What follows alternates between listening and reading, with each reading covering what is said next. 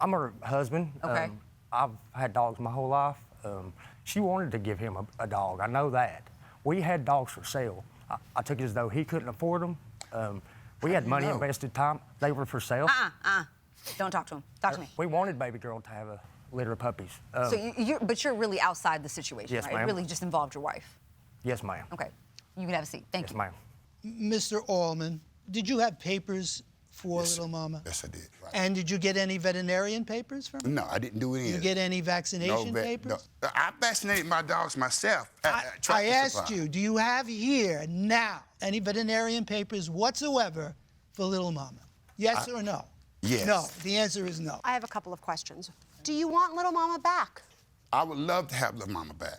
And you've seen the video. You understand that there's a woman here taking care of her who claims she's going to need to move just to be able to carry Little Mama around because she can't walk up and down stairs. This is where I'm at. I don't believe her. Okay. I have pictures and videos of this dog a week before she picked him up. A year dragging, ago.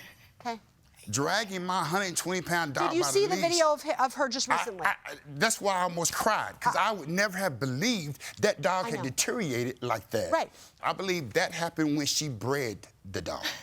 Yeah. So you believe that Little Mama was bred? And that's how she found out about the hip problems and all this other stuff, because after birth, that was the problem. The 6 pups died because she had birth. Will you guys look at on her medical records and see what date that she was spaded? The spay took place in August of 22. How could she have had a litter before August of 22? This is my theory.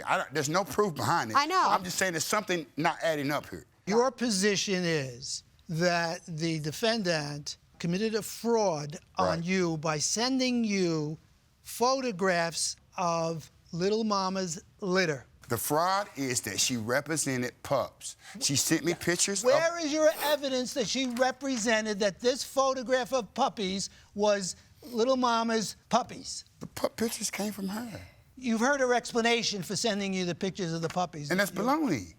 I don't believe her. She sent you these pictures. You didn't just grab them off Facebook. No, she sent me these pictures. And if she shows us a text message that says that these are from not Little Mama, from another dog. Mine ain't why I'm receiving pictures of another dog. I never inquired about any of her animals.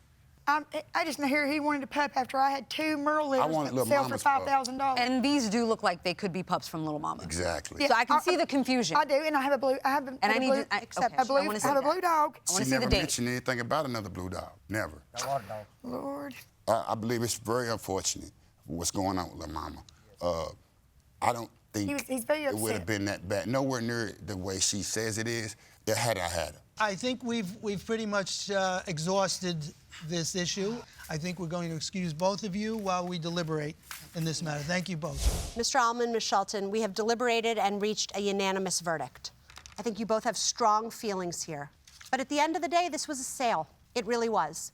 The text messages at the time of the transaction do not indicate there was a fundamental contract that would entitle you to a puppy. There is no compelling evidence that the defendant did anything improper to Lil Mama. Excuse me, all right? It's our turn. Right. And I understand you feel like you were wronged.